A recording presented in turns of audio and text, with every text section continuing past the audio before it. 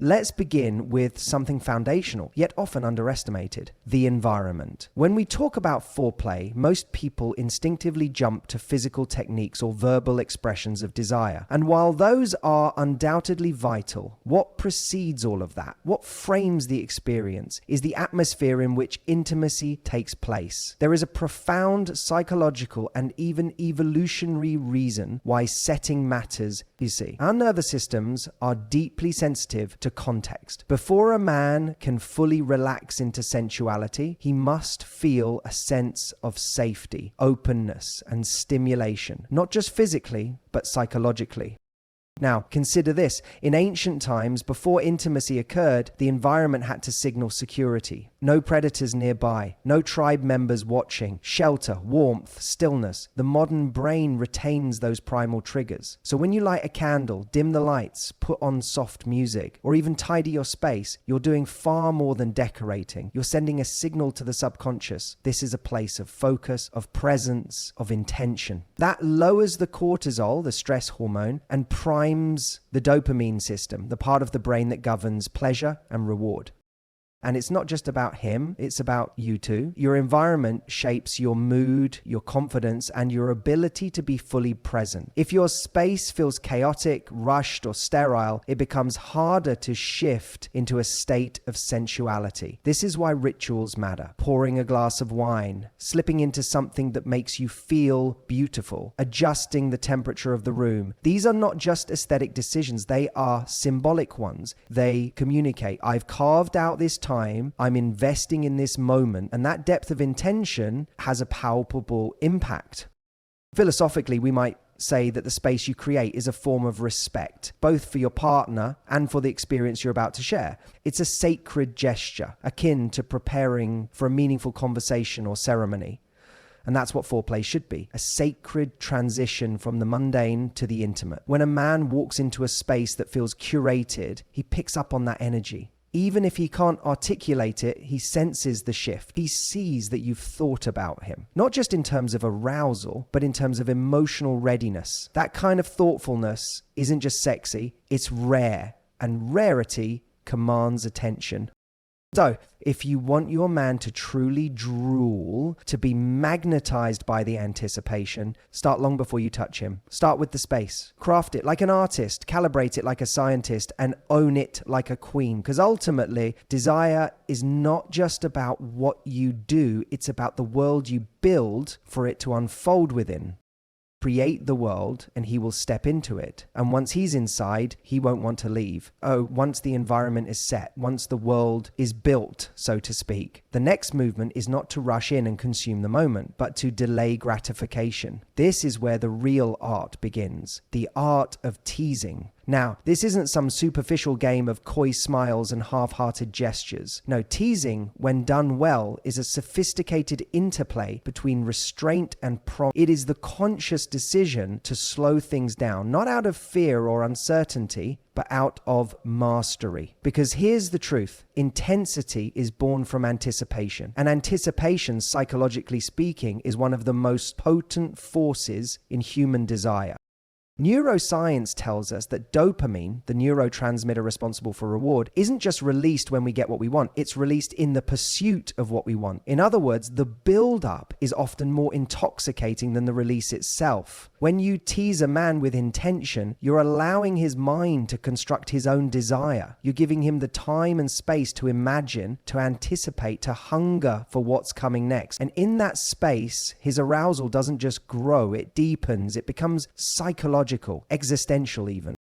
And teasing doesn't require theatrics or complicated scripts. It requires awareness. It requires presence. It means knowing where his eyes are focused, noticing how he breathes when you brush against him, casually yet not accidentally. It's the glance held just 1 second too long, the whispered words said just barely above a breath. These are not just tactics, they are signals, subtle cues that communicate, I see you, I know what you want, and I'm not afraid to lead you there, but not quite yet. Now let's move from the neurochemical to the philosophical for a moment. Teasing is a form of discipline, and discipline, paradoxically, is what allows for freedom. When you withhold immediate gratification, not as punishment, but as orchestration, you elevate the experience beyond instinct. You make it meaningful, you make it personal. Foreplay becomes not just a prelude to sex, but a symbolic exchange of power, trust, and intention. You show him that pleasure is not given cheaply, but when it is given, it will be unforgettable. This runs counter to much of what we're told about desire in modern culture. We live in a world addicted to immediacy, swipe, click, consume. But true eroticism lives in the pause, in the almost. It's a lost art and perhaps one of the most mature expressions of sexuality because it requires both self-control and empathy. You have to read him, you have to feel when to push forward and when to pull back. And in doing so, you gain an intimate kind of influence, not manipulative, but connective. So don't rush, don't give everything away at once. Build the tension deliberately, like an author writing a slow burning novel. Because in the realm of desire, what is delayed is not denied, it is amplified. And when he finally arrives at that crescendo, when the teasing gives way to release, it won't just be satisfying, it will be unforgettable.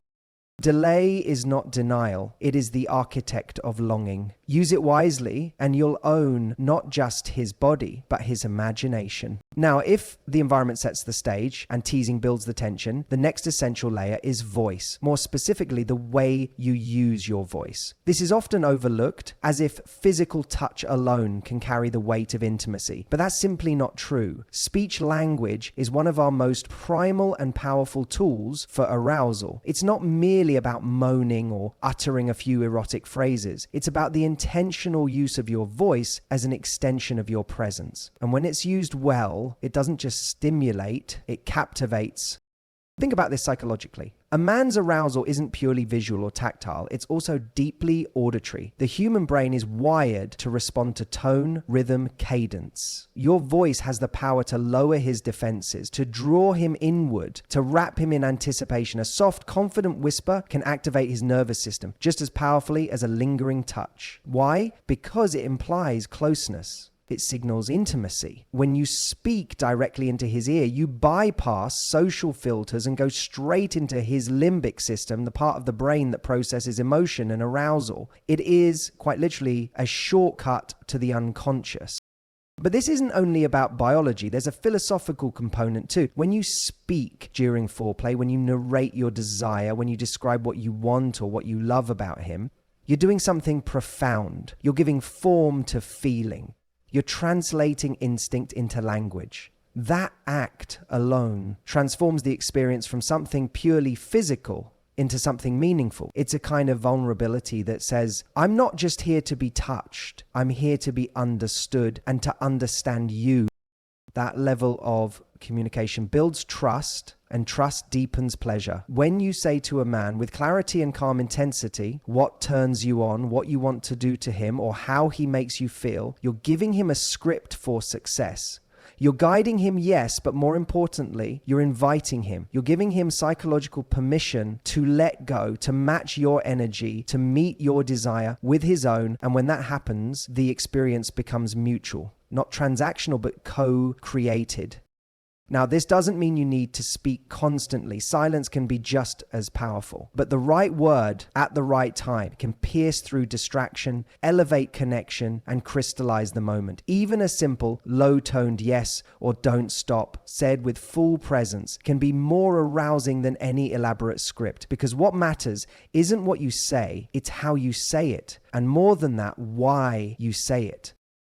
Voice in this context is not about performance, it's about authenticity. It's not about sounding like someone else. It's about owning your own desire and allowing that to come through unfiltered, confident, clear. When you do that, your words become irresistible. They become a kind of music that plays in his mind long after the moment ends. Speak your desire. Shape the moment with sound, because a well-placed word can open more doors than 100 touches. And if you master this, your voice won't just arouse him, it will haunt him, in the most beautiful way. Once you've created the environment, stirred anticipation through teasing, and used your voice to draw him deeper into the moment, the next dimension is touch, but not in the conventional sense. Most people approach touch with a kind of linear thinking. A leads to B leads to C. But real intimacy, real eroticism emerges not from formula, but from exploration. The human body is a vast and complex sensory landscape. And the tragedy is that most of it is left untouched, unnoticed, especially in men.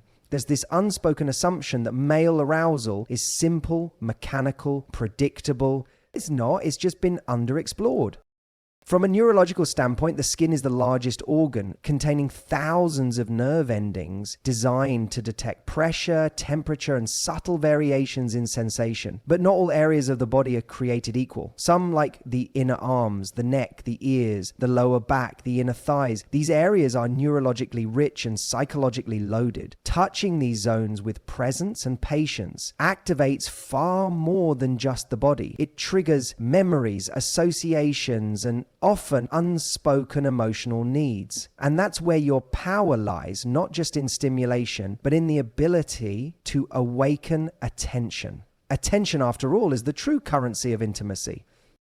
But here's the key: touch must not be rushed. Too often, we are conditioned to treat the body as a means to an end, a checklist, an instrument. But when you touch a man with real intention, when your hands move with curiosity rather than certainty, he begins to relax into the moment. He stops performing. He stops predicting. He starts feeling. And in that shift, a deeper kind of arousal begins to surface, one rooted not in friction, but in presence.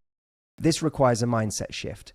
You're not there to do something to him. You're there to discover him. Your hands become instruments of investigation, of reverence, of play. You linger, you pause, you vary your pressure, not because you read it in a magazine, but because you're watching his response moment by moment. The breath changes, the muscles twitch, the pupils dilate. These are the signs you're reaching something deeper than skin. You're touching silence.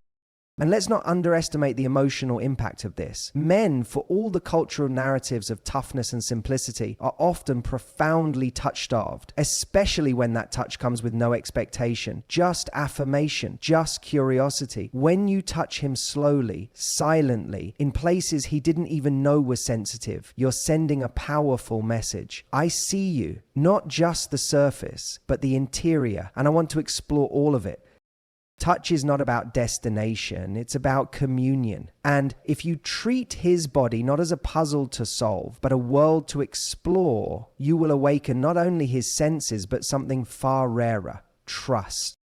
So, don't just touch him, study him. Let your hands ask questions, not deliver answers, because in the right hands, his body will speak. And if you're truly listening, it will say things he's never dared to voice. Up to this point, we've touched on the environment, the slow tension of teasing, the voice as a tool of seduction, and the psychological depth of touch. But now we arrive at something subtler, yet arguably even more important: presence. And one of the most powerful ways to communicate presence is through eye contact. It's simple, yes, but it's far from shallow. In fact, I would argue that genuine eye contact is one of the deepest forms of connection two people can experience, especially in a moment of intimacy when everything else is stripped away and all that remains is attention. There's a vulnerability to eye contact that cannot be replicated with words or gestures. It is one of the few moments in life where our defenses tend to fall away, if only we allow them to. In intimate settings, we often avert our gaze, and not because we're disinterested, rather it's because sustained eye contact can feel like too much, too revealing. There's a philosophical truth to that. The eyes are a kind of mirror, and looking into them is like daring to see and be seen without disguise. Now, let's consider this in terms of desire. A man can be physically aroused by 1,000 stimuli, but emotional arousal, intimacy, longing, attachment, those are triggered when he feels seen, not just desired for his body, not just appreciated for his performance, but acknowledged in the totality of his personhood. When you hold his gaze, not in a rigid, forced way, but with softness and clarity, you communicate something beyond words. I am here with you, for you, entirely. That level of presence is electric. It disarms him. It pulls him into the moment. It elevates the encounter from physicality to meaning.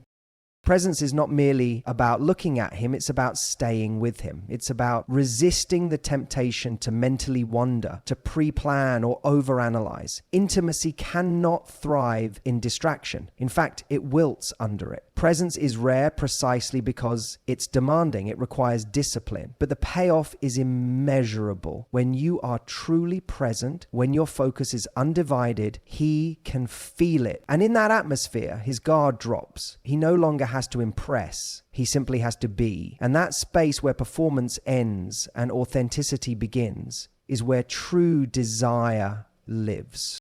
Psychologically, presence also reduces anxiety. The masculine mind, especially in intimate contexts, often carries a burden of expectation, of needing to satisfy, perform, lead. But when he looks into your eyes and sees calm, sees focus, sees you fully engaged and unhurried, he feels safe. Safe to surrender. Safe to respond, not just act. And this works both ways. When you allow yourself to really look and to really see, your own arousal deepens because you're not participating in an act, you're participating in a moment. You're witnessing the unfolding of another person's vulnerability, and there's nothing more powerful than that. So don't underestimate eye contact. It's not just about seduction. It's about invitation into the present, into honesty, into connection. When you lock eyes with intention, you're not just looking at him. You're reaching him. And in that moment, he's not thinking, he's feeling, he's there. And there is where everything begins. So far, we've built a layered approach to foreplay, starting with the environment, deepening through anticipation, voice, touch, and presence. But none of that truly reaches its potential without the final and often most neglected dimension, emotional affirmation. This is where the experience transforms from erotic to unforgettable. Because while a man may crave your body, what anchors that craving, what makes it enduring, is feeling valued. Not just desired, but chosen, seen, and affirmed. This isn't about flattery or empty compliments. Affirmation, in the deepest sense, is the recognition of someone's essence. It's saying, I see the man in you, not just the physical form or the surface behavior, but the core of who you are. And that is powerful, especially because men, in many social and cultural contexts, are often starved of this kind of acknowledgement. They are rewarded for doing, for providing, but very rarely are they seen and appreciated simply for being. And yet, under all the armor, every man longs for that. Think of how this plays out in intimacy. You might touch him, tease him, whisper to him, but if in those moments you also affirm him, tell him what you admire about his strength, or how safe he makes you feel, or how drawn you are to the way he thinks, you activate something far deeper than arousal. You activate dignity. You create a space where he's not just wanted, but worthy. Now, some people hear that and think it sounds sentimental or soft, but let's be clear. Affirmation is not weakness. It's strength directed wisely. It's a form of leadership in intimacy. And philosophically, it's rooted in truth. Affirmation requires that you notice, that you be present enough, attentive enough to recognize the unique aspects of your partner that are worthy of praise. This requires effort. It requires you to actually care, not just about the outcome of the encounter, but about the man in front of you. That depth of care is the source of all real erotic power. When affirmation is delivered during foreplay, it has a compounding effect. It dissolves shame. It reduces the internal pressure to perform. It encourages reciprocity, not out of obligation, but out of genuine desire. Because when a man feels seen, when he feels respected, he opens, he lets go. And in doing so, he becomes fully present, not just physically, but emotionally. That is the foundation of true connection. Not fireworks that burn out, but fire that lasts. So don't underestimate the simple, profound power of a well-placed truth. Tell him what you love about him, not in generalities, but in specifics. Speak to his character, his presence, his energy. Let your words be both a balm and a spark. Because in the end, arousal fades, bodies age, and techniques evolve. But the feeling of being affirmed by someone you desire, that stays, that imprints, that endures. Let your affirmation be the anchor, because when a man feels valued beyond the physical, he doesn't just want you, he adores you. And that kind of desire, that's the kind that doesn't fade.